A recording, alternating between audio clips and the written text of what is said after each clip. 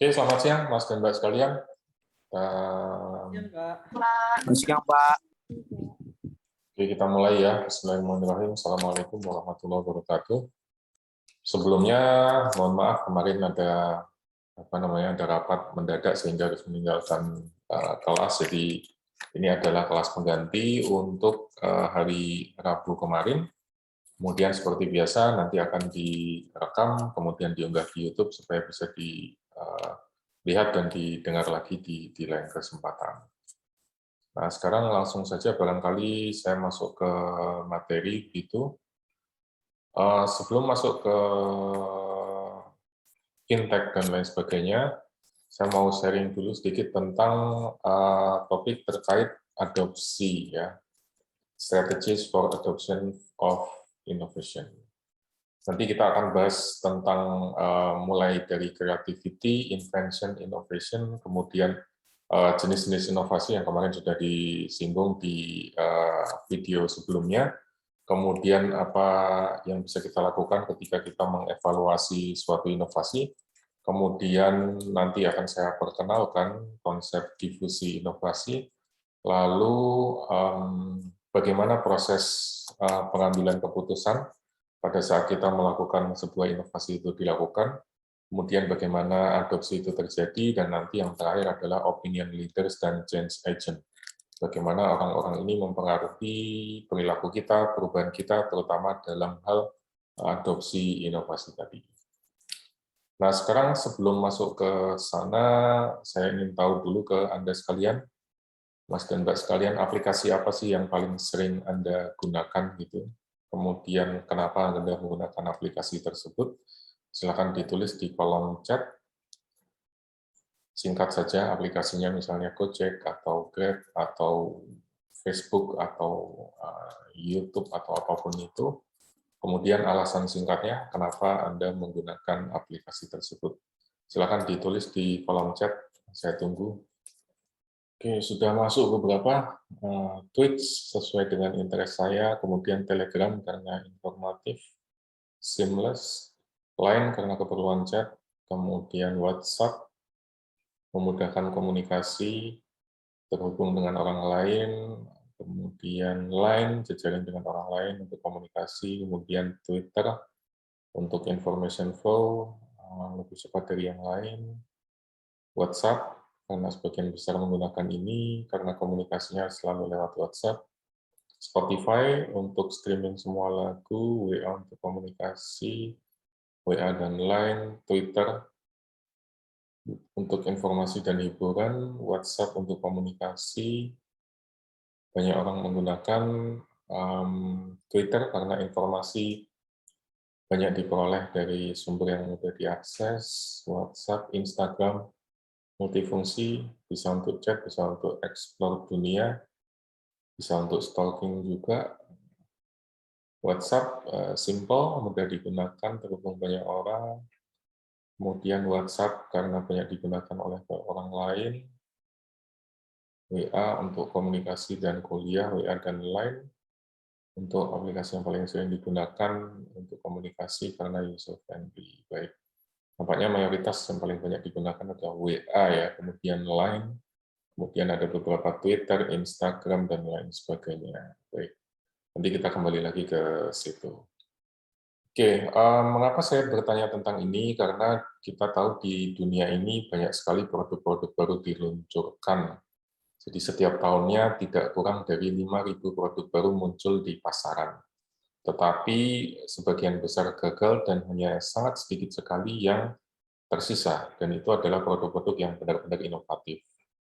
Nah, di dunia digital ini lebih-lebih lagi, jadi angka ini semakin menakjubkan karena banyak sekali yang meluncurkan aplikasi baru, website baru, dan lain sebagainya, tetapi yang kemudian bisa bertahan dan kita gunakan sampai sekarang jumlahnya mungkin tidak terlalu banyak.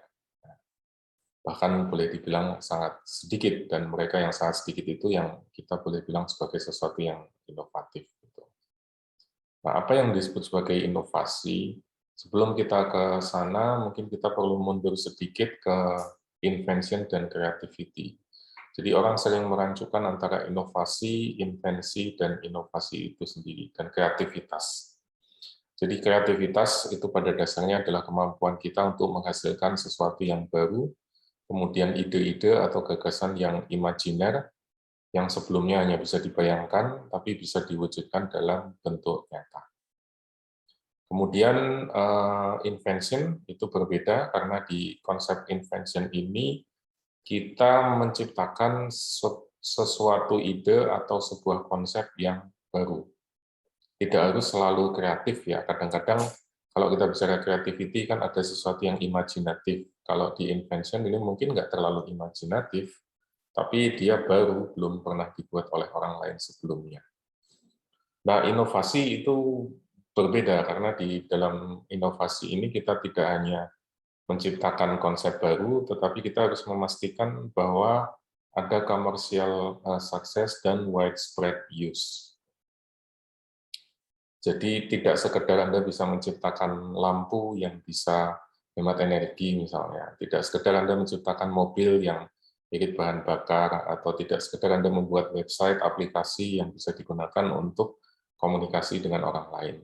Tapi yang lebih penting adalah ini, bagaimana memastikan itu semua bisa mendapatkan kesuksesan secara komersial dan bisa digunakan oleh banyak orang.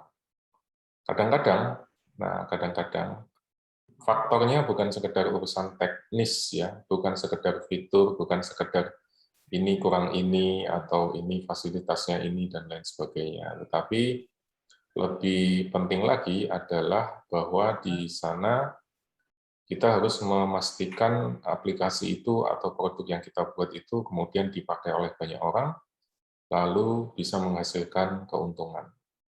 Jadi tidak sedikit orang bisa menciptakan misalnya mobil listrik, atau produk inovatif, atau aplikasi atau website baru, dan lain sebagainya. Tapi pertanyaannya kemudian, apakah itu bisa mendapatkan kesuksesan secara komersial? Apakah itu bisa digunakan oleh banyak orang? Itu yang kemudian menjadi pertanyaan besar. Seringkali, lagi-lagi, ini bukan soal teknikalitas saja, bukan soal teknologinya, fiturnya, dan lain sebagainya, tapi lebih banyak faktor sosial, dan itu yang nanti akan kita sama-sama pelajari. Nah, sebelum masuk ke sana, Mas dan Mbak sekalian, kita bisa bagi inovasi itu ke dalam dua jenis. Yang pertama yang disebut sebagai continuous innovation, kemudian yang kedua adalah discontinuous innovation. Sesuai dengan namanya, continuous innovation itu ya berarti berkelanjutan gitu ya, bersambung. Jadi dalam hal ini kita melakukan inovasi yang didasarkan pada modifikasi produk yang sudah ada, bukan benar-benar membuat sesuatu yang baru. Kemudian modifikasi ini mungkin bisa dalam hal selera, dalam hal bentuk, kemudian dalam hal kinerja, mungkin dalam hal reliability, ketangguhan dari sebuah produk tersebut. Sebagai contoh, kalau kita bilang kendaraan itu mobil misalnya, ya sekarang dibuat lebih hemat bahan bakar, sekarang dibuat bisa lebih kencang, sekarang dibuat desainnya lebih ergonomis, aerodinamik, dan lain sebagainya. Itu disebut sebagai continuous innovation. Tapi kalau Anda tiba-tiba bisa membuat mobil yang terbang, nah itu baru kita bilang sebagai inovasi yang kedua, discontinuous innovation. Di sini kita bicara inovasi sebuah produk yang secara signifikan mengubah cara dan perilaku kita, mengubah gaya hidup kita, mengubah pola perilaku keseharian kita. Karena itu biasanya inovasinya memang benar-benar menciptakan sebuah produk yang baru, gitu. Tidak sekedar memodifikasi, tidak sekedar fine tuning, tapi benar-benar sesuatu yang besar. Dalam bahasa yang lain, sering orang menyebutkan incremental innovation dan radical innovation. Incremental ini sama seperti tadi di slide sebelumnya adalah continuous innovation, sementara radical itu sama seperti sebelumnya, yaitu discontinuous innovation. Jadi di incremental innovation, sesuai dengan namanya, dia menciptakan sesuatu yang sifatnya itu tadi fine tuning ya, membuat dia lebih bagus, lebih murah, kemudian mungkin lebih cepat dan lain sebagainya. Dan sifatnya improvement, gitu. Peningkatan fitur, penambahan fitur, perbaikan teknologi dan sebagainya. Sementara radical innovation itu berfokus pada menciptakan teknologi yang baru, kemudian menciptakan market yang baru dan model bisnis yang baru. Kalau kita lihat Gojek misalnya, atau Uber misalnya kalau di luar negeri, itu bisa kita anggap sebagai radical innovation karena dia menciptakan model bisnis yang baru. Kemudian dia juga mengubah cara kita, cara konsumen untuk mengkonsumsi jasa atau produk tertentu ya. Misalnya kalau dulu kita mau beli makanan, itu harus pesan ke restorannya, kemudian ada ongkos kirimnya dan lain sebagainya. Sekarang kita bisa pakai GoFood, gitu. Tinggal pilih menunya, kemudian nanti drivernya yang akan memberikan buat kita. Lalu juga mereka mengubah cara kita, misalnya ojek online, dulu misalnya kita harus datang ke pangkalan, terus manggil tukang ojeknya, sekarang semuanya bisa dilakukan lewat aplikasi. Jadi segala sesuatunya berubah, gitu, dan itu yang disebut sebagai radical innovation. Nah, di dunia ini kalau kita bicara teknologi secara umum, mana yang lebih penting antara incremental dan radikal? Ada yang bisa jawab? Mana yang lebih penting, Mas, Mbak? Antara radikal dan incremental? Permisi Pak, izin menjawab Pak. Silakan, Mas. Kalau menurut saya untuk aspek teknologi itu lebih penting sisi radical innovation ini Pak, karena mungkin kayak masih banyak permasalahan humanity yang masih belum terselesaikan. Nah, diharapkan dengan adanya radical innovation dengan teknologi, masalah-masalah itu mulai bisa dipecahkan satu persatu. Oke, baik, terima kasih Mas Fadli. Kalau kita lihat sejarahnya, memang tidak bisa dipisahkan sesungguhnya antara incremental innovation dan radical innovation. Jadi umumnya yang terjadi sebuah produk atau sebuah teknologi itu diciptakan awalnya memang sesuatu yang radikal, belum pernah ada, belum pernah muncul. Saat pertama kali pesawat muncul atau saat pertama kali mobil diciptakan itu memang radical innovation. Tapi along the way, dalam perjalanannya nanti terjadi inovasi yang sifatnya incremental. Jadi mobilnya diperbaiki, kecepatannya ditambah, kemudian diberi fitur keselamatan dan lain sebagainya sampai kita kenal dengan inovasi yang ada saat ini. Itu adalah hasil dari pada saat pertama kali mobil diciptakan itu memang radical innovation, tapi setelah itu muncul incremental innovation yang menyempurnakan teknologi yang ada. Kemudian nanti kita akan menghadapi titik jenuh begitu, titik maturity, dan pada saat itu terjadi kita akan membutuhkan radical innovation yang baru. Misalnya sekarang kita mulai menghadapi, ya, kalau di Jakarta atau mungkin di Jogja sudah mulai menghadapi macet ya, yang cukup parah misalnya. Kemudian kita juga menghadapi mungkin isu-isu tentang energi, isu tentang polusi, dan lain sebagainya, sehingga muncul pertanyaan apakah kita akan tetap menggunakan mobil yang berbahan bakar bensin dan solar. Gitu. Nah, dari situ nanti akan terjadi radical innovation. Entah siapa yang melakukan, mungkin misalnya Tesla menciptakan mobil listrik yang kemudian nanti akan diadopsi massal menggantikan mobil yang bermesin bensin dan solar dan lain sebagainya, we don't know yet. Atau mungkin nanti akan ada ide untuk membuat mobil yang bisa terbang, misalnya seperti di film-film gitu. Atau mungkin kita bisa melakukan teleport gitu ya, tidak perlu menggunakan kendaraan, tinggal masuk ke sebuah mesin, tiba-tiba bisa berpindah ke tempat yang lain. Nanti akan terjadi radical innovation semacam itu, dan ketika kita sudah mendapatkan, kalau di pertemuan sebelumnya itu ada istilahnya dominant design, nanti akan terjadi inovasi yang sifatnya incremental.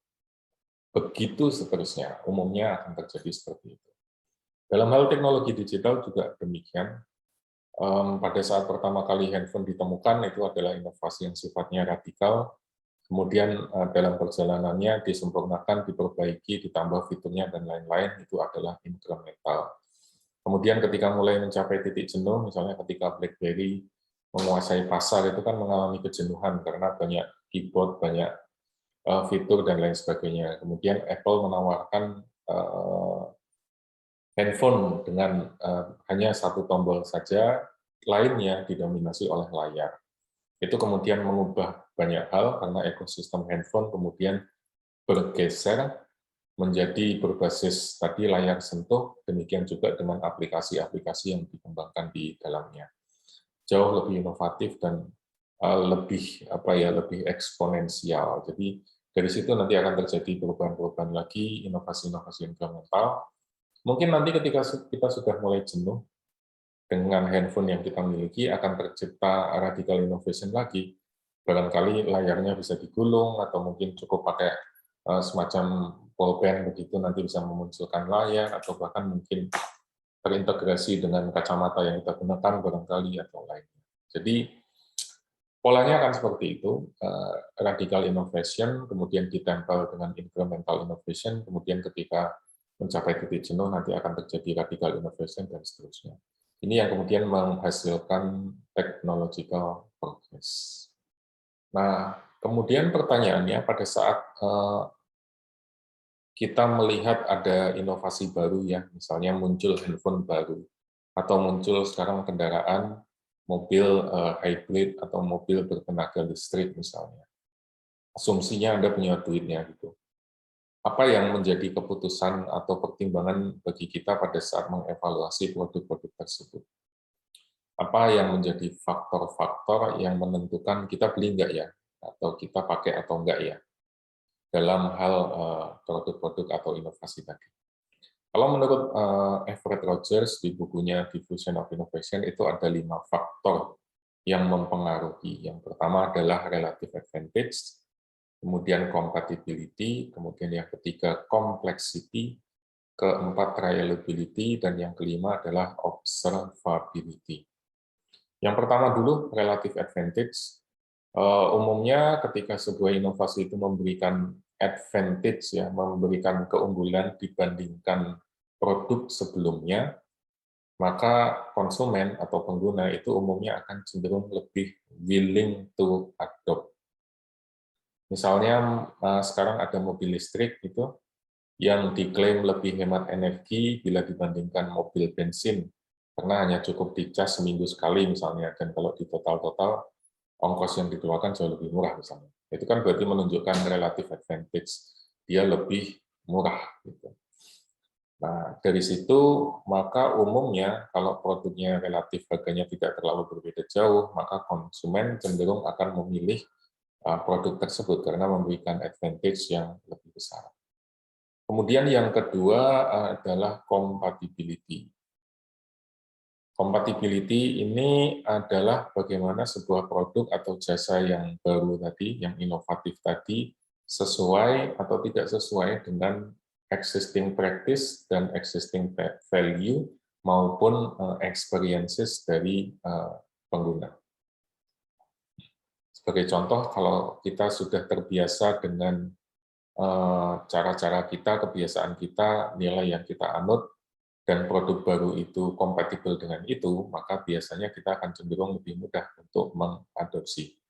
Tapi kalau itu tidak sesuai dengan kebiasaan kita, tidak sesuai dengan value kita, maka sulit bagi kita untuk mengadopsi produk tersebut. Kemudian yang ketiga adalah complexity, jadi sesuai dengan namanya, kalau sebuah produk itu lebih kompleks, lebih sulit untuk digunakan, maka biasanya orang cenderung malas untuk mengadopsi. Hati-hati di sini karena ada kata perceive ya, atau persepsi. Jadi bisa jadi produknya sebetulnya sederhana, tapi kelihatannya sulit ya, atau kayaknya kok repot ya, rempong, harus install ini, harus install itu, males ah. Nah, persepsi itu yang harus dipahami atau diwaspadai oleh perusahaan atau organisasi yang ingin meluncurkan sebuah inovasi. Jangan sampai produk Anda dipersepsikan difficult dan kompleks, karena kalau dianggap difficult dan kompleks, biasanya user menjadi malas untuk mengadopsi teknologi tersebut. Dan ini kembali lagi ke contoh Apple, itu membuat tombol yang sebelumnya BlackBerry itu kan full keyboard ya, keyboard penuh itu dimasukkan dalam satu handphone, terlihat kompleks, terlihat sulit untuk digunakan. Ketika Apple masuk dengan satu tombol saja, itu memberikan kesan bahwa ini jauh lebih sederhana, jauh lebih mudah digunakan. Persepsinya ya, belum tentu ke realitanya demikian. Kemudian yang keempat, trialability.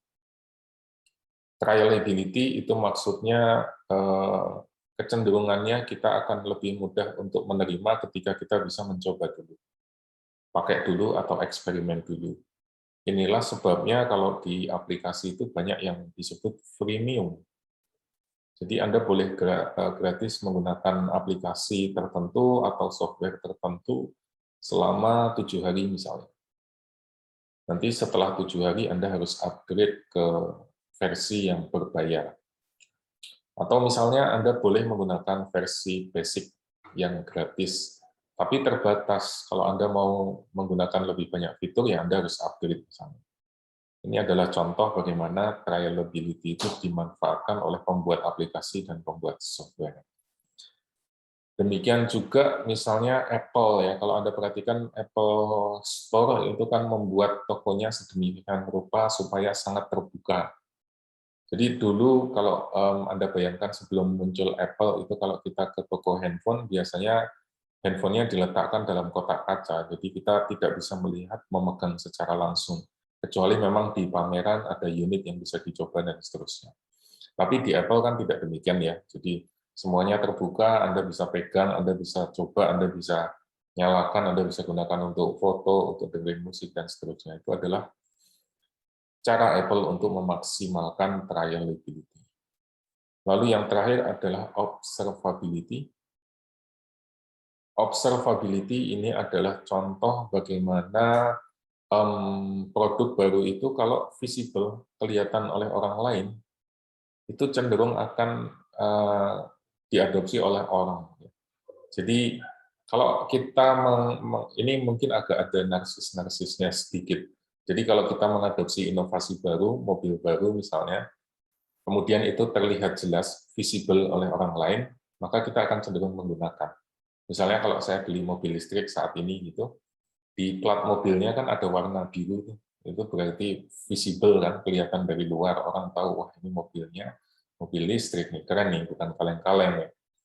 Maka orang akan cenderung untuk mengadopsi hal yang sama. Kalau dulu di contohnya Apple adalah ini nih, headset yang warna putih itu. Sebelum muncul itu kan semua headset rata-rata warnanya gelap. Kalau tidak hitam ya abu-abu gitu.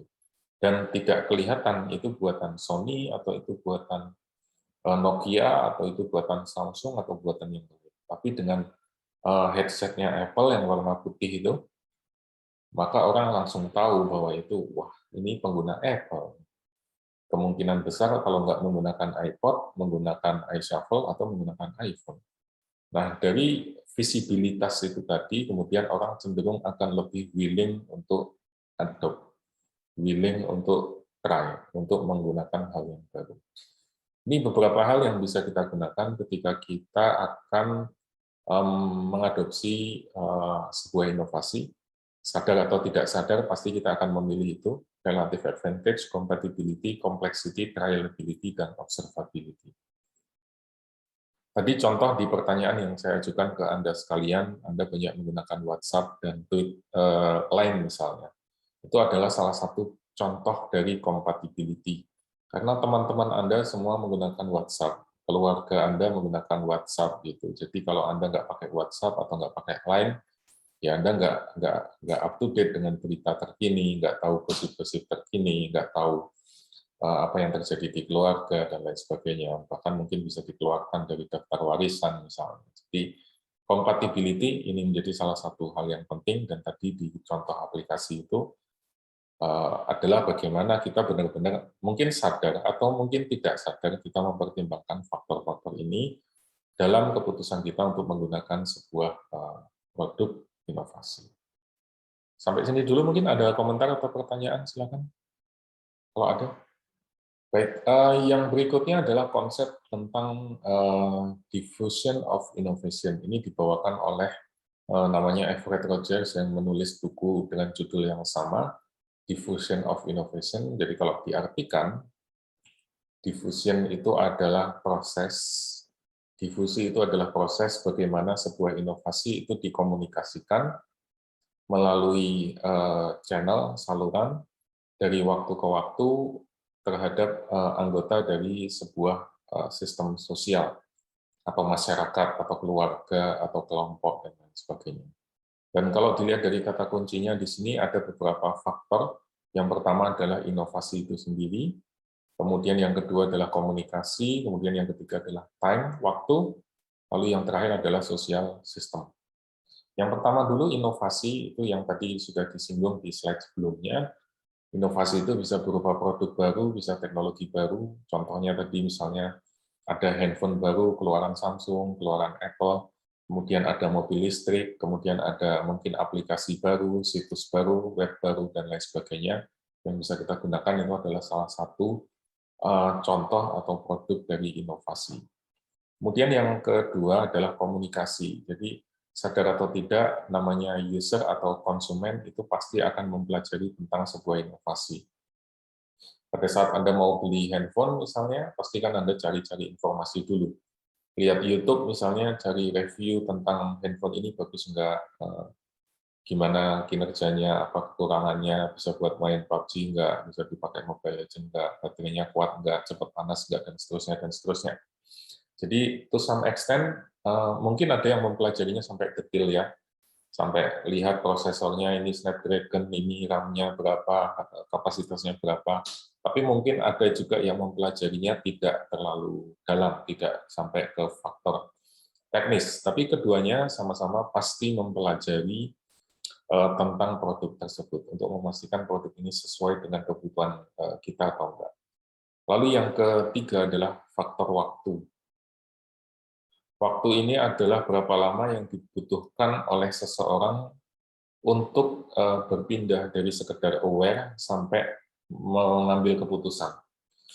Mulai dari saya tahu bahwa ada mobil listrik yang baru diluncurkan nih, harganya masuk akal misalnya. Itu kan aware ya, sudah mulai tahu dan seterusnya. Sampai kita membuat keputusan apakah mau membeli atau tidak membeli. Apakah oke, saya beli mobil listrik bagus, atau memang saya suka mobil listrik, tapi ternyata duitnya nggak cukup, jadi ya udah nggak usah jadi beli deh, lupakan gitu. Itu sampai kepada keputusan itu. Ini yang dimaksud faktor waktu tadi.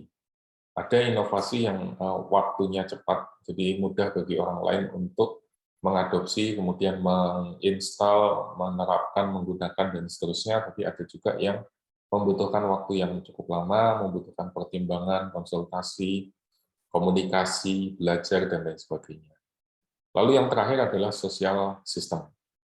Ini sangat penting, Mas dan Mbak sekalian, karena ini mempengaruhi kelompok dan segmen di mana kita tinggal atau kita hidup. Kalau keluarga Anda pakai WhatsApp, ya mau tidak mau Anda harus pakai WhatsApp kan. Kalau teman-teman Anda pakai Line misalnya, ya Anda harus pakai Line. Karena Anda belong to komunitas tadi. Kemudian komunitas ini juga seringkali punya masing-masing kan punya identitas ya, punya persepsi, punya apa namanya image yang berbeda gitu. Sehingga lagi-lagi produk atau jasa atau teknologi yang kita gunakan itu akan sangat mencerminkan sosial sistem yang kita tinggali. Kalau kita misalnya ya, kalau kita berasal dari kalangan menengah ke atas ya, kita akan gunakan iPhone atau Samsung yang flagship ya, yang versi tertinggi. Tapi kalau kita gunakan, atau kita berada di kelas sosial menengah bawah ya, mohon maaf paling menggunakan Oppo atau Vivo dan lain sebagainya. Jadi masing-masing produk itu biasanya juga melekat sistem sosial yang ada di dalamnya. Jarang sebuah produk itu bisa benar-benar universal, kecuali kalau produk itu memang sifatnya komoditas. Seperti Anda beli beras, Anda beli gula, itu biasanya kan komoditas ya. Bisa masuk, baik itu untuk orang kelas menengah atas maupun yang kelas bawah. Tapi produk semacam itu pun juga mulai ada sosial segmennya kan. Misalnya gula atau beras yang rendah kalori, atau yang untuk orang diabetes, atau yang organik, atau yang impor, dan lain sebagainya. Itu mulai ada hal-hal semacam itu, sehingga mempengaruhi sosial sistem yang ada. Kemudian proses difusi tadi itu umumnya akan melalui tahapan ini ya. Yang pertama dari si perusahaan atau organisasi yang menciptakan sebuah produk, sebuah teknologi baru, inovasi baru, biasanya akan menggunakan influencer. Influencer ini bukan berarti Instagram, selebgram, itu enggak. Influencer ini berarti orang atau media yang memang digunakan untuk mempengaruhi konsumen. Dia bisa formal, dia bisa informal, dia bisa misalnya dalam bentuk iklan, dalam bentuk product knowledge, dalam bentuk pameran, dan lain sebagainya. Jadi influencer di sini sekali lagi bukan bermaksud selebgram dan yang seperti itu. Kemudian dari sana masuk atau dibawakan kepada konsumen, sampai kepada konsumen. Selama tahapan ini, konsumen itu akan mempelajari atau mendapatkan informasi, mengolah informasi. Produk ini fiturnya seperti ini, harganya seperti ini, kelebihannya begini, kekurangannya begini, dan seterusnya. Kemudian dari sana kita memutuskan, konsumen atau user itu akan memutuskan apakah dia akan reject atau dia akan accept. Apakah itu akan digunakan atau ditinggalkan. Kemudian dari sana akan masuk ke tahap berikutnya. Kalau accept ya berarti nanti akan masuk ke tahap difusi inovasi. Seiring berjalannya waktu digunakan oleh banyak orang, akan terjadi proses difusi. Atau kalau ditolak, maka inovasi itu akan ditinggalkan, demise of innovation. Ini juga bisa digunakan untuk menjelaskan misalnya kenapa dulu ada yang pakai TikTok di sini. Mas, Mbak, ada yang pakai TikTok di sini? Jagat, Pak. Mas Jagat. Baik, kalau Anda ingat dulu pertama kali TikTok muncul, itu ada yang namanya Bowo Alpenliebe. Itu kan cukup cukup booming begitu di masa itu, tetapi tidak mencapai critical mass. Karena mungkin ya sebagai influencer pada masa itu, pada waktu itu, Bowo dianggap kurang mewakili masyarakat secara keseluruhan. Sehingga TikTok di masa awal-awal itu dianggap sebagai sesuatu yang mungkin alay, dianggap sebagai sesuatu yang nggak guna, dan seterusnya. Tapi seiring berjalannya waktu, ternyata TikTok mengubah dirinya, kan lebih banyak menggunakan musik, fitur-fitur yang ada, kemudian juga videonya dibuat lebih singkat, kemudian artis-artis, public figure sudah mulai masuk ke sana, jadi influencer-nya berganti, tokoh yang menggunakan, mengadopsi itu berganti, sehingga mengubah juga cara perilaku konsumen dalam menyikapi TikTok. Oh, TikTok ternyata sekarang nggak lagi alay, TikTok sekarang nggak lagi digunakan sama bocil-bocil yang jamet dan lain sebagainya, tapi sudah digunakan oleh Dian Sastro, dipakai oleh seleb-seleb dalam negeri maupun di luar negeri yang punya reputasi bagus gitu. Maka dari situ TikTok yang sebelumnya reject, hampir demise, hampir ditinggalkan, ternyata bisa accept dan kemudian sekarang menjadi platform, salah satu platform yang cukup populer. Itu bagaimana proses difusi bisa terjadi. Biasanya kita berawal dari knowledge tadi, informasi, kemudian persuasi, kemudian decision. Jadi di tahap knowledge ini tadi kita mengumpulkan informasi sebanyak-banyaknya tentang produk yang akan kita gunakan. Kemudian di tahap persuasi ini biasanya mereka akan, organisasi atau perusahaan itu akan mendorong kita untuk mengadopsi, menggunakan, menyuarakan supaya produknya dibeli dan seterusnya. Lalu kita masuk ke tahap decision, pengambilan keputusan. Oke, saya akan mengadopsi atau saya tidak akan mengadopsi. Tapi kalau tahapan ini sudah tercapai, ya jangan senang dulu begitu, karena walaupun ini sudah diadopsi, iya kalau diadopsi terus. Tapi kalau misalnya user kemudian nggak suka, kemudian ternyata fiturnya jelek, nggak pernah diupdate, ternyata kemudian di belakangan hari ditagih untuk bayar lebih mahal dan seterusnya, maka nanti akan masuk ke tahap discontinue. nggak lagi ini setelah 1 tahun membership nggak mau saya lanjutkan, saya mau ganti produk yang lain. Jadi ada peluang terjadinya discontinuance. Kemudian sebaliknya kalau kita sudah ditolak ya jangan patah hati gitu, masih ada yang lain kan. Jadi jangan lantas kemudian putus asa karena di kemudian hari mungkin memang Anda akan ditolak itu dan nggak akan kepakai produknya, teknologinya. Tapi ada kemungkinan di kemudian hari ternyata orang menyadari ternyata produk yang Anda buat atau teknologi yang Anda buat itu bisa diadopsi sesuai dengan zaman dan lain sebagainya. Ini tadi yang saya sampaikan contoh kasusnya TikTok gitu. Dulu di awal kan orang lebih banyak reject ya, karena menganggap itu sesuatu yang alay, sesuatu yang jamet dan seterusnya. Tapi lambat laun orang terus kemudian menggunakan itu untuk diadopsi. Jadi ada perubahan walaupun kita sudah membuat keputusan di awal. Kemudian tahapan selanjutnya adalah implementasi. Kita implementasikan, kita terapkan dalam kehidupan kita sehari-hari. Ya kalau kita install tadi misalnya TikTok, ya tiap hari kita update, tiap hari kita isi konten dan seterusnya. Jadi kita implementasikan dalam kehidupan kita sehari-hari, kita update status, kita macam-macam lah menggunakan semua itu, dan konfirmasi yang terakhir. Konfirmasi ini maksudnya adalah ini menjadi habit, menjadi perilaku kita, menjadi bagian keseharian kita, kemudian membentuk pola, pattern, kemudian yang tadi juga saya sampaikan adalah menciptakan behavior yang baru. Sebagai contoh, dulu waktu handphonenya masih Nokia kan biasanya kita cenderung jauh dari handphone. Kalau tidur ya mungkin ditinggal, dimatikan, dicolok ke stop kontak untuk dicas dan seterusnya.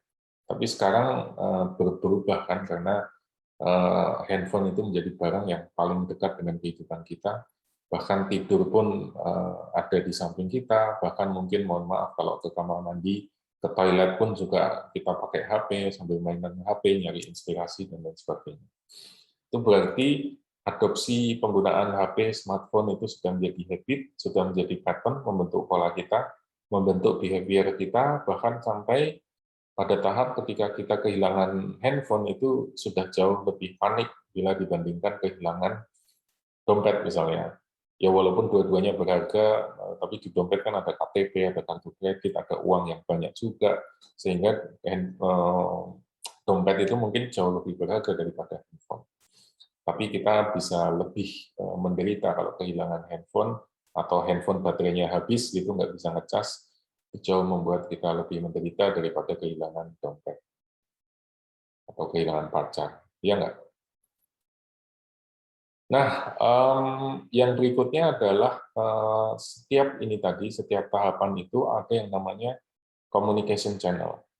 Baik itu di awal dari mulai tahapan knowledge, kemudian persuasion, kemudian sampai tahap decision, implementation, dan confirmation, itu ada yang namanya communication channel. Communication channel ini yang kemudian mempengaruhi kita di tahapan-tahapan itu, jadi akan membuat saat persuasinya makin kuat, mengumpulkan knowledge-nya makin banyak, decision-nya makin mantap, akan reject atau akan accept, kemudian implementasinya juga demikian, konfirmasinya juga demikian. Nah, yang perlu disadari lagi, Mas dan Mbak sekalian, ini menyambung bahasan di video sebelumnya, ada yang namanya network externalities dan technology interrelatedness.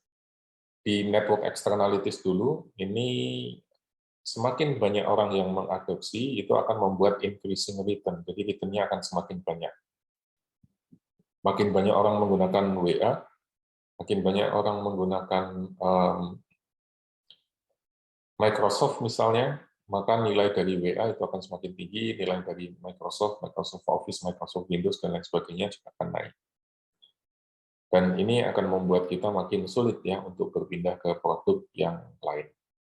Kemudian technological interrelatedness juga demikian, jadi di video sebelumnya sudah disinggung bahwa dengan network externalities yang naik, yang meningkat, maka jumlah adopternya kan akan naik nih. maka compatible produknya juga akan naik. Sebagai contoh, kalau sekarang orang mengadopsi penggunaan handphone gitu, penggunaan entah itu Apple atau Samsung misalnya, maka penjual atau pembuat aplikasinya jadi semakin banyak. Kemudian software yang diciptakan, aplikasi sampai game dan lain sebagainya juga makin banyak. Lalu orang yang menjual aksesoris, misalnya casing-nya atau screen protector-nya dan lain sebagainya, itu juga akan semakin banyak. Jadi positif network externality dan technological interrelatedness itu saling terhubung satu dengan yang lain. Tentu di sini ada satu faktor lagi yang tidak boleh kita lupakan, bahwa semakin sering kita menggunakan learning by using, maka potensi untuk adopsi juga semakin besar. Karena kita jadi makin tahu, kita makin paham, dan akan mendorong orang lain untuk mengadopsi hal yang sama.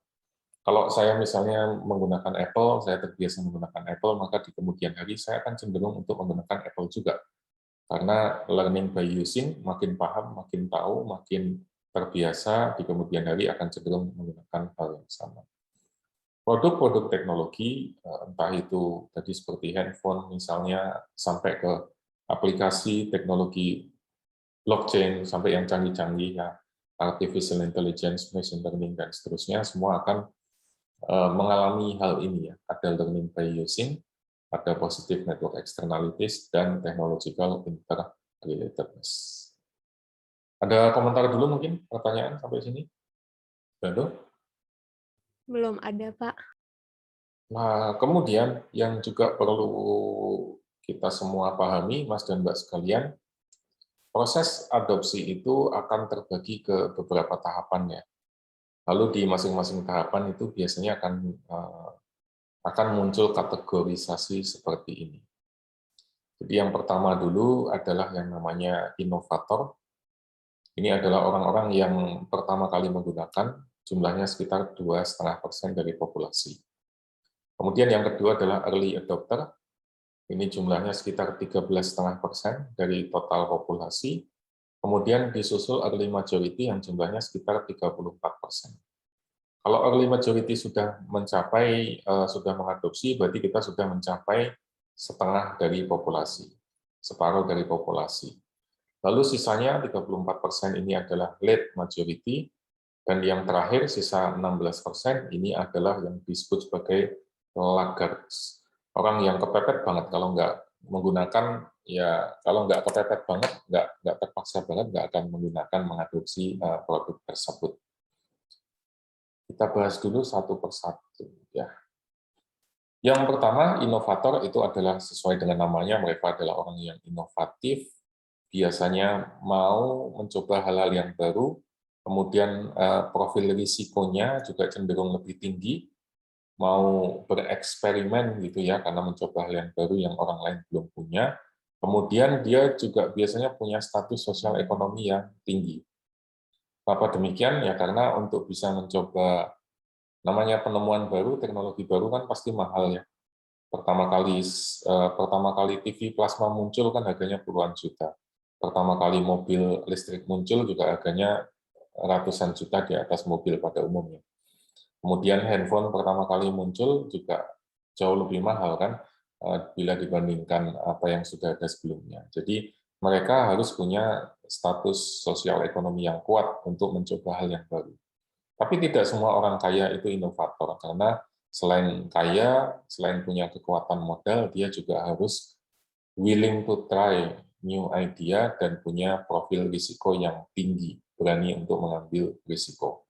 Jumlahnya nggak banyak dalam populasi kita, mungkin hanya sekitar 2,5% saja. Kemudian yang berikutnya adalah early adopters. Early adopters ini biasanya orang yang disegani, mereka ini adalah role models, kemudian sering juga menjadi opinion leaders, dan punya risiko yang cukup lumayan, walaupun tidak setinggi inovator. Early adopters ini bisa seperti selebriti, public figure, itu bisa dianggap sebagai early adopters, karena posisi mereka disegani di masyarakat, kemudian bisa membentuk opini, kemudian ditiru oleh banyak orang, kemudian punya profil risiko yang cukup lumayan. tidak semua artis ya, tapi ada beberapa artis yang boleh dibilang sebagai early adopter di hal-hal semacam ini. Lalu dua hal ini sebetulnya yang paling penting ketika kita membahas adopsi inovasi. Karena kalau early adopters ini mau menggunakan, kemudian bisa meyakinkan early majority, maka hampir pasti inovasi itu akan naik, akan sukses gitu ya. Tapi kalau cuma sampai early adopter terus kemudian berhenti, stop, ya udah berarti nggak laku. Atau mungkin pertumbuhannya lambat. Kemudian inilah mengapa banyak kalau Anda perhatikan di awal-awal launching sebuah produk itu biasanya selalu melibatkan opinion leaders, role models, artis, public figure yang dianggap bisa menjadi early adopter dan bisa meyakinkan orang-orang yang ada di early majority. Karena tahapan ini yang cukup krusial, kalau mereka bisa meyakinkan early majority, berarti tahap selanjutnya itu akan jadi jauh lebih gampang. Early majority itu adalah masyarakat kebanyakan. Jadi early majority maupun late majority ini biasanya ya masyarakat biasa lah, kayak kita ini umumnya orang kebanyakan, orang biasa-biasa saja, cuman bedanya lebih thoughtful, lebih berhati-hati dalam mengadopsi hal-hal yang baru. Mereka ini bukan pemimpin, bukan role model, tapi punya pertimbangan yang lebih kompleks gitu ya bila dibandingkan late majority. Kalau di early majority ini lebih banyak yes-nya, lebih banyak terbuka terhadap risiko dan lain sebagainya. Tapi kalau late majority ini agak cenderung skeptical. Skeptical itu agak pesimis terhadap hal-hal yang baru, kemudian mereka akan mengadopsi setelah nunggu waktu ya, nunggu waktu atau mungkin ada tekanan dari keluarga, dari lingkungan, dari teman-teman sekitar, sehingga membuat mereka berhati-hati. Misalnya tadi penggunaan WA atau Line gitu mungkin, atau Telegram misalnya, orang belum familiar apa sih Telegram. Jadi cenderung late majority itu akan skeptical, nunggu dulu sampai kemudian Facebook down, ya Facebook nggak bisa diakses, terus kemudian mau tidak mau karena butuh untuk komunikasi, baru mereka install Telegram. Lalu yang terakhir adalah laggards. Laggards ini mereka yang tradisionalis, orang-orang yang melihat di masa lalu, kemudian cenderung curigaan, suspicious terhadap inovasi yang baru. Biasanya mereka ini orang-orang yang sudah sepuh ya, orang-orang yang sudah tua, ketika mereka misalnya harus menggunakan smartphone, harus menggunakan WA misalnya, karena dibuat grup keluarga misalnya, maka mereka ini orang-orang yang terakhir untuk bergabung, karena bagi mereka apa sih teknologi ini, kan kita bisa tetap berkomunikasi dan seterusnya. Mereka belum tahu bahwa ada benefit, ada manfaat atau keunggulan yang bisa digunakan atau dimanfaatkan. Kadang-kadang mereka malah cenderung suspicious, ya, curiga, dan buruk sangka terhadap inovasi yang ada. Tidak semua, tetapi umumnya begitu. Nah, ini beberapa struktur atau klasifikasi atau kategorisasi para adopters. Umumnya, apapun itu ya, kalau kita lihat adopsi WhatsApp, adopsi cryptocurrency, atau adopsi teknologi baru, aplikasi baru, itu semua akan terbagi dalam kelas-kelas seperti ini. Anda mungkin bisa lihat di lingkungan pertemanan Anda, atau di lingkungan keluarga Anda misalnya, atau teman nongkrong Anda misalnya, Anda bisa lihat siapa sih orang-orang yang masuk kategori inovator, siapa yang masuk kategori early adopters, early majority, late majority, dan laggards. Mereka bisa dipetakan dan bisa diidentifikasikan dengan cukup mudah. Kemudian ini juga posisinya tidak selalu demikian ya, dalam artian ketika mengadopsi satu aplikasi mungkin seseorang itu bisa jadi laggards, tapi di sisi yang lain mereka bisa malah menjadi early adopter. Itu sangat mungkin. Misalnya dalam hal teknologi seperti handphone, aplikasi, teknologi digital, itu seseorang cenderung laggards. Tapi ketika ada misalnya di bidang lain, misalnya tentang alat-alat musik, ada gitar baru, ada amplifier baru, ada efek baru, dan lain sebagainya, mereka jadi early adopters yang paling awal mengadopsi. Itu sangat mungkin. Jadi tidak selalu orang yang inovator itu akan inovator terus, atau orang yang lager itu akan selalu lager terus. Memang kebanyakan begitu, tetapi ada juga orang-orang yang di kasus tertentu lagers, di kasus yang lain dia bisa jadi early adopter, bisa jadi inovator atau yang lain. Nah, yang berikutnya, Mas dan Mbak sekalian, yang perlu diperhatikan adalah tadi yang beberapa kali saya sebut di slide-slide sebelumnya, yaitu tentang opinion leaders, atau orang-orang yang membuat opini, mempengaruhi cara pikir kita, cara pandang kita, termasuk pilihan kita terhadap suatu produk atau teknologi tertentu. Pada umumnya, masyarakat itu, lingkungan kita itu bisa dibagi ke dalam homofili atau heterogeneity. Homofili itu adalah orang-orang yang sama atau mirip karakteristiknya dengan kita. Mereka punya kepercayaan, punya value, nilai-nilai, kemudian punya pendidikan dan status sosial yang kurang lebih sama. Tongkrongannya sama, kemudian pekerjaannya ya kurang lebih hampir sama, pendapatannya juga kurang lebih mirip-mirip, kemudian tempat tinggalnya juga mungkin wilayahnya nggak terlalu jauh antara satu dengan yang lain. Itu adalah yang disebut sebagai homofili, orang-orang yang berinteraksi dengan kita, yang punya karakteristik atribut yang kurang lebih sama. Tapi dalam keseharian kita juga mungkin kita akan ketemu dengan heterogeneity, orang-orang yang berbeda derajatnya dengan kita. Misalnya dia jauh lebih kaya, atau dia berasal dari latar belakang pendidikan yang berbeda, mungkin juga value-nya berbeda karena agamanya berbeda, sukunya berbeda, dan lain sebagainya. Bahkan mungkin kewarganegaraannya berbeda, dan seterusnya. Nah, biasanya, Mas dan Mbak sekalian, keputusan kita untuk melakukan sesuatu, membeli sesuatu, mengadopsi sesuatu, itu sangat dipengaruhi oleh orang-orang yang ada di dalam homofili ini. Orang-orang yang mirip seperti kita. Gitu ya. Inilah mengapa kalau di produk-produk itu mulai banyak orang-orang yang mengiklankan, atau mulai banyak produsen-produsen itu yang menggunakan model bukan public figure, tetapi orang biasa. Dalam artian ya digambarkan sebagai kebanyakan orang ya, seperti ibu rumah tangga atau mahasiswa, atau ya orang-orang yang bukan seperti James Bond misalnya yang mengiklankan jam arloji mahal atau kendaraan mewah dan lain sebagainya. Kita dengan James Bond kan jauh sekali heterogeneity-nya. Jadi kecenderungan untuk kita mengadopsi apa yang dia gunakan itu biasanya sangat kecil.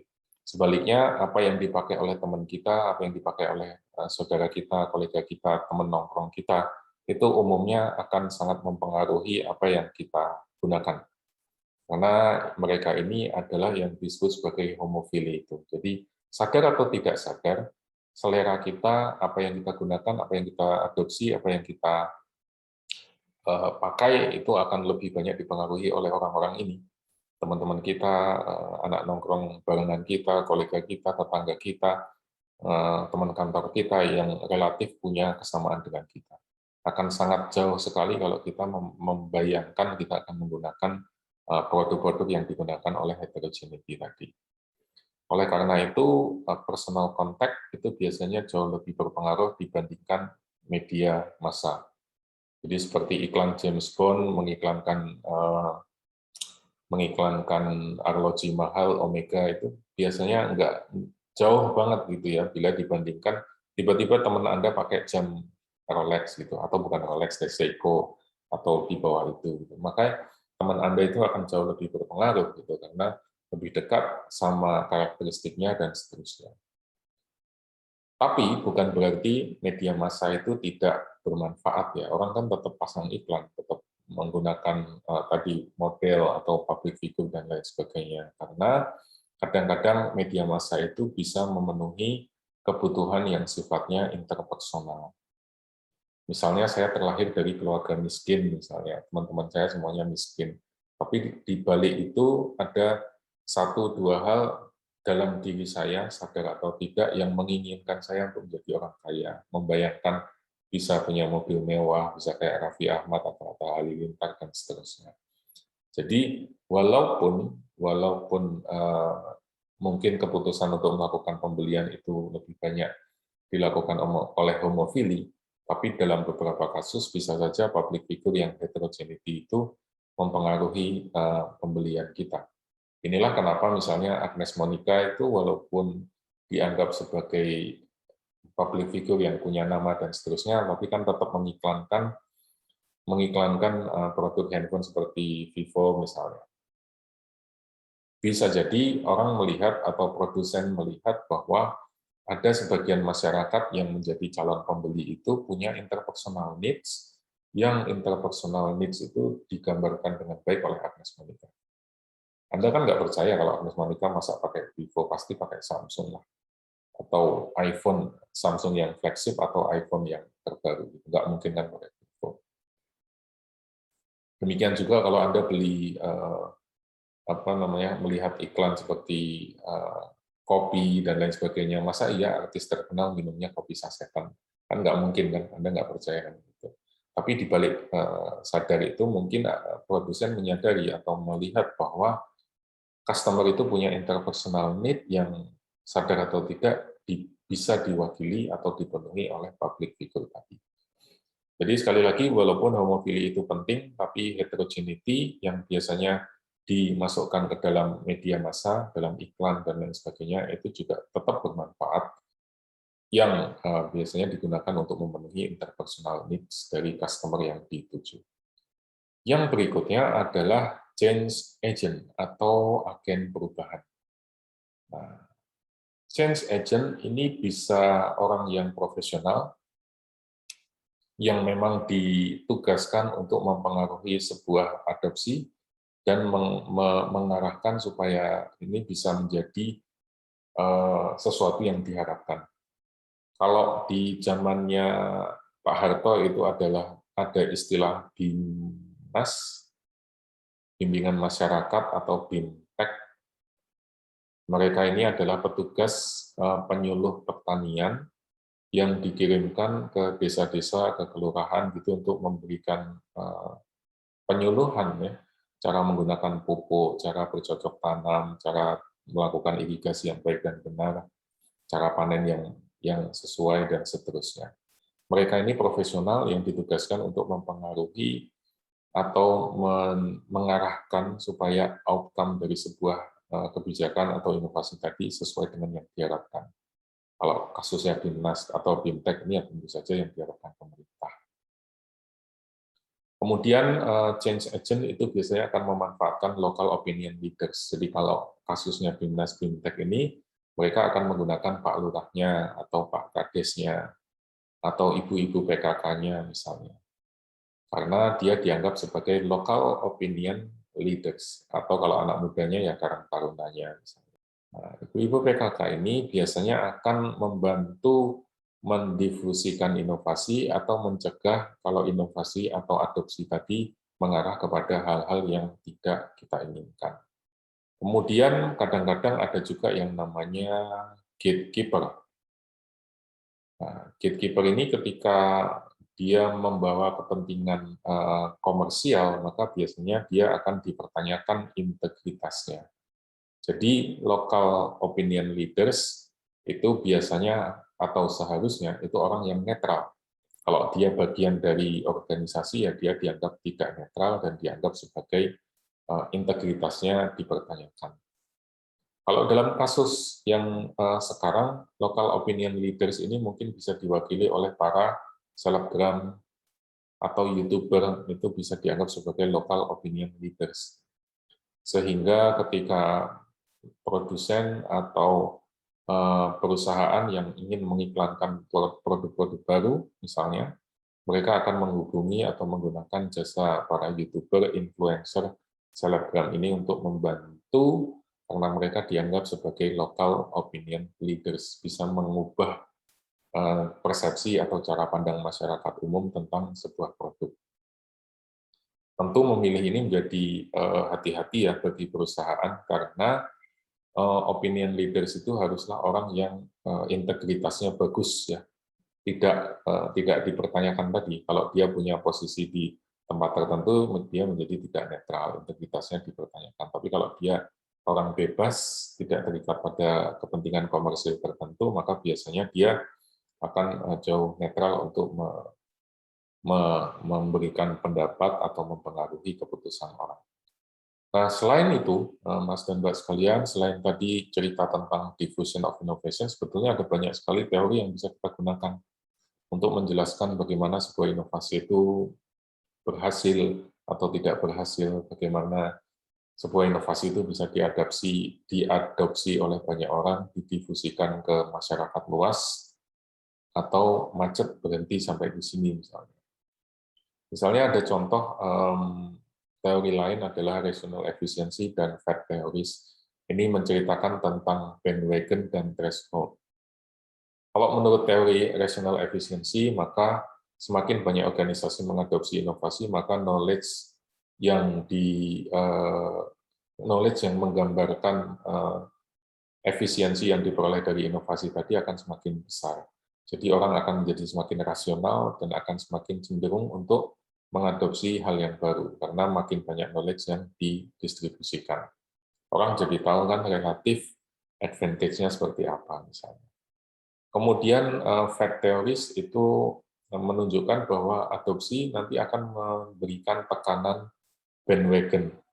Bandwagon itu kalau bahasa Indonesianya mungkin seperti gerbong gitu ya, ikut-ikutan gitu. Jadi ketika orang mengadopsi sesuatu, terus kemudian orang lain mau nggak mau akan ada tekanan nih, kalau tidak menggunakan jadi nggak up to date atau nggak gaul dan lain sebagainya. Kan ada istilah FOMO. Ada yang tahu FOMO? Ada yang tahu istilah ini, Mas, Mbak? Mestinya populer buat Anda. Takut ketinggalan, Pak. Ya, fear of missing out. Ya, ini adalah contoh bandwagon pressure. Jadi kalau kita tidak menggunakan, kita dianggap nggak gaul, kita dianggap nggak up to date, kita dianggap kuno dan lain sebagainya. Ini terlihat jelas misalnya kalau kita mengadopsi apapun itu ya, mulai dari style kita berpakaian sampai ke aplikasi yang kita gunakan, situs yang kita pakai dan lain sebagainya. Selain menciptakan institutional pressure, ini juga akan menciptakan competitive pressure. Bedanya kalau institutional pressure ini biasanya mencakup norma sosial, misalnya kalau di lingkungan keluarga yang paling kecil, ya keluarga besar kita pada pakai WA, muncul tekanan, wah berarti saya harus pakai WA juga. Atau competitive pressure. Competitive pressure ini muncul karena ada rasa bersaing dalam diri kita. Seperti tadi Anda sampaikan, Anda pakai Twitter kan untuk mencari informasi misalnya, karena yang paling update adalah Twitter.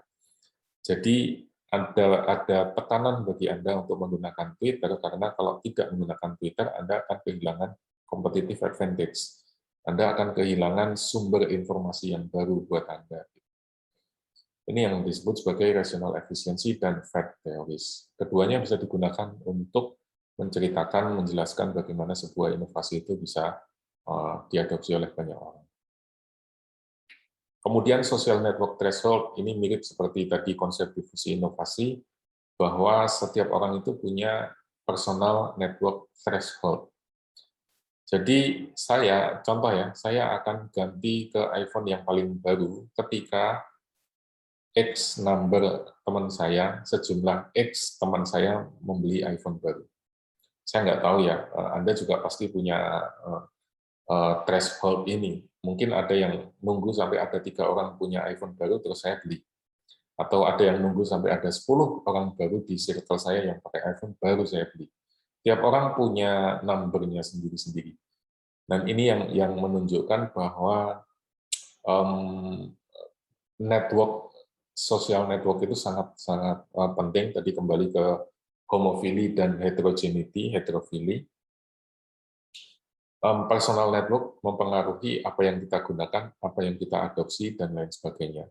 Tiap orang pasti punya numbernya, dan numbernya ini mungkin berbeda-beda antara satu dengan yang lain. Kemudian opinion leaders, namanya opinion leaders ya, pasti numbernya akan lebih rendah daripada individu pada umumnya. Kenapa demikian? Karena opinion leaders ya, namanya dia leaders ya, dia nggak peduli orang lain sudah mengadopsi atau belum. Kalau dia merasa mobil listrik is the future, ya dia akan langsung membeli aja, mengadopsi aja, karena dia adalah opinion leaders, dia tidak peduli orang lain circle-nya sudah mengadopsi atau belum. Kalau saya melihat misalnya ada aplikasi baru yang bagus misalnya, ada cryptocurrency baru yang muncul, X misalnya, terus kemudian saya bilang, wah X ini adalah masa depan nih, karena dia sangat bagus, sangat prospektif, dan lain sebagainya, maka saya nggak akan menunggu teman-teman saya pakai, saya akan lebih dulu menggunakan. Ini yang disebut sebagai opinion leaders. Setiap orang punya threshold-nya masing-masing, punya number-nya masing-masing, tapi kalau dia adalah opinion leaders, maka number-nya pasti jauh lebih rendah bila dibandingkan masyarakat kebanyakan. Yang lain juga adalah teori tentang social learning atau social cognitive theory. Jadi teori ini didasarkan pada kepercayaan bahwa perilaku itu dipengaruhi oleh ekspektansi, harapan, dan insentif. Jadi perilaku kita itu biasanya ada harapan-harapannya, itu ada modusnya lah istilahnya. Baik itu yang sifatnya dari lingkungan, kemudian bisa juga konsekuensi dari apa yang kita lakukan, maupun kompetensi yang kita gunakan untuk menjalankan perilaku tersebut yang nantinya akan mempengaruhi outcome kita. Jadi misalnya saya akan menggunakan aplikasi tertentu atau saya akan mengadopsi aplikasi tertentu karena lingkungan saya merasa lingkungan saya mengharapkan saya sebagai dosen yang ngajari SIM gitu sebagai dosen yang inovatif. Harusnya kalau ada iPhone baru muncul ya saya mengadopsi duluan. Harusnya kalau ada aplikasi baru muncul ya saya yang pertama menggunakan dan seterusnya. Karena ada tekanan atau ekspektasi yang berasal dari lingkungan tadi. Kemudian itu juga bisa nyambung dengan konsekuensi dan kompetensi ya, karena saya ngajari tentang teknologi, maka konsekuensinya saya juga harus menggunakan teknologi terkini dong. Kalau saya masih gunakan handphone jadul ya berarti menjadi tidak relevan, tidak sesuai dengan kompetensi saya dan seterusnya. Ini yang dimaksud dengan social learning dan social cognitive theory. Nah, seperti yang tadi saya jelaskan, Mas dan Mbak sekalian, penjelasan-penjelasan yang saya sampaikan tadi itu lebih banyak berbau sosial ya, seperti tadi teori difusi inovasi, kemudian rational efficiency dan FED, itu lebih banyak faktor sosial karena memang menurut saya faktor sosial ini lebih banyak mempengaruhi cara kita mengadopsi sesuatu hal, terutama orang-orang Indonesia itu yang sangat kolegial, kemudian kekerabatannya dekat, kemudian sangat komunal gitu ya, kemana-mana bareng, cenderung kolektif, tidak individualis dan lain sebagainya. Maka adopsi teknologi itu menurut saya lebih banyak dijelaskan, lebih banyak bisa dipengaruhi atau dijelaskan oleh faktor sosial atau istilahnya sosial deterministik, tidak sekedar technological deterministik. Kalau pandangan technological deterministik ini bahwa teknologi yang mengubah masyarakat, tapi kalau menurut saya dengan konteks orang Indonesia yang kolegial, kolektif, komunal, kemana-mana bareng, dan seterusnya, pendekatan sosial ini jauh lebih relevan, jauh lebih masuk akal. Nah, kemudian apa yang bisa disimpulkan begitu dari beberapa ulasan ini tadi? Yang pertama adalah mohon diperhatikan bahwa inovasi itu berbeda ya. Inovasi itu berbeda dengan invention. Kalau invention Anda boleh membuat mobil listrik misalnya seperti yang teman-teman lakukan di UGM itu kan membuat mobil listrik, dilombakan dan seterusnya. That's one thing. Tapi kalau kita bicara innovation, it's a very different thing. Invention itu berarti membuat mobil listrik tadi bisa jalan, which is good, which is itu membutuhkan skill, knowledge yang saya kalau disuruh buat juga belum tentu bisa. Tapi kalau kita bicara inovasi, itu adalah hal yang berbeda, karena tadi kita bicara tentang widespread use dan komersial sukses. Kalau Anda membuat sesuatu tapi tidak bisa komersial sukses, tidak bisa widespread use, ya berarti tidak bisa disebut sebagai inovasi. Kemudian yang kedua, penting bagi kita untuk memahami yang disebut sebagai communication channel. Karena setiap inovasi itu pasti dikomunikasikan untuk menyampaikan informasi tentang produk tersebut. Sesederhana seperti teman Anda bilang, ini di Netflix ada drama baru nih, drama Korea bagus. Itu adalah salah satu bentuk communication channel, dan dari situlah orang kemudian aware tentang adanya satu inovasi baru. Kemudian orang menggunakan Netflix, lebih banyak lagi yang mendownload, berlangganan, dan seterusnya itu adalah bagian dari communication channel. Kemudian kita harus mampu mengidentifikasi karakteristik tadi dari potential adopter, terutama innovator dan early adopter, karena kalau dua-duanya sukses, maka biasanya akan lanjut ke early majority dan late majority. Tapi kalau berhenti hanya sampai di inovator dan early adopter, ya biasanya inovasinya akan flop, ya, selesai. Lalu yang terakhir, kita harus menghargai sosial aspek. Tadi yang saya sampaikan bahwa kita itu dipengaruhi oleh opinion leaders, kemudian change agent, kemudian homofili, dan lain sebagainya dalam hal difusi dan adopsi inovasi. Anda menggunakan WhatsApp, tadi di chatbox kan sudah terbukti yang menggunakan WhatsApp atau Line karena keluarga Anda, karena teman-teman Anda menggunakan itu untuk komunikasi. Jadi ada tekanan sosial yang mengharuskan Anda menggunakan hal yang sama. Anda memilih mau nonton drama Korea apa yang bagus, itu juga akan menggunakan teman-teman Anda yang itu bagian dari homofili Anda, yang kemudian mempengaruhi Anda untuk menggunakan atau mengadopsi hal-hal tertentu. Nah, sampai sini dulu mungkin Mas dan Mbak sekalian, kalau ada pertanyaan atau komentar silakan.